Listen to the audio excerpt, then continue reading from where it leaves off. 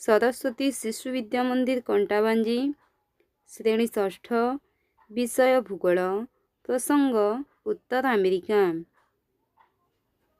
उत्तर America Asia और Africa तलकू पृथ्वीर तृतीय बृहत्तम महादेश अटे। यही महादेश संपूर्ण रूप से उत्तर गोलार्धरे अवस्थित। यही महादेशर उत्तर भाग प्रशस्त एवं दक्षिण भाग संकीर्ण अटे। उत्तर पश्चिम बेरिंग प्रणाली यहाकू एशिया महादेश ठारू विच्छिन्न करुअछि।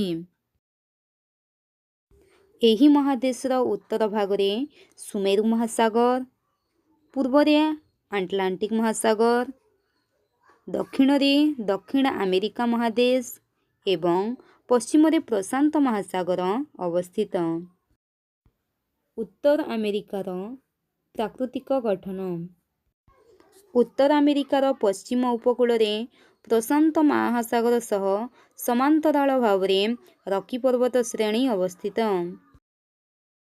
यार पूर्व उपकूल आटलांटिक महासागर कूल आपेलिसियान पर्वत श्रेणी, केंद्र भागरे बृहत समतल भूमि एवं उत्तर पूर्व भागरे कानाडा मालभूमि अवस्थित।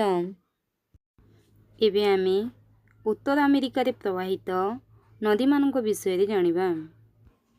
Central range, Missouri, Mississippi, Columbia और कोलोराडो यही नदी गुड़िक उत्तर अमेरिका रे प्रवाहित नदी गुड़िक मध्यरे मुख्य नदी अटे। उत्तर अमेरिकार जलवायु। उत्तर अमेरिकार उत्तर भाग उत्तर मेरु निकटवर्ती होइथिबारु सेठारे वर्ष सारा शीत पड़े, किंतु दक्षिण भाग विषुव रेखार निकटवर्ती होइथिबारु सेठारे अधिक गरम अनुभूत होइथाए। पूर्व और पश्चिम उपकूल ग्रीष्म दिने प्रचुर वृष्टिपात होइथाए। उत्तर अमेरिकार अधिकांश भागरे शीत ऋतुरे भीषण शीत होइथाए एवं एही महादेशर उत्तर मेरु अंचल ताहार निकटवर्ती अंचल तुषार झड़ मध्य होइथाए। वर्तमान आमे एही महादेश रे देखा जाउथिबा प्राकृतिक उद्भिद गुड़िक विषय जानिबा।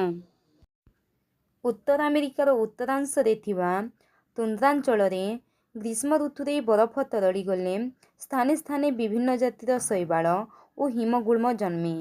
एही प्रकार प्राकृतिक उद्भिद को तुंद्रा उद्भिद कुहाजाए। तुंद्रांचलर दक्षिण को तापमात्रा अधिक हेतु वृक्ष अधिक उच्च एवं सड़क होइथाए एवं सही प्रकार अरण्य को सरल वर्गीय अरण्य बा टाइगा कुहाजाए। सरल वर्गीय अरण्य पाइन, स्प्रूस, फिर, देवदारू इत्यादि उद्भिद जन्म नहीं थाए। उत्तर अमेरिकार दक्षिण रे ताड़, मेहगानी और रोजवुड प्रभृति शक्त काठ विशिष्ट वृक्ष देखा जाए। केंद्रीय समतल अंचल देखा जाउथिबा विस्तीर्ण तृणभूमि को प्रेरी कुहाजाए।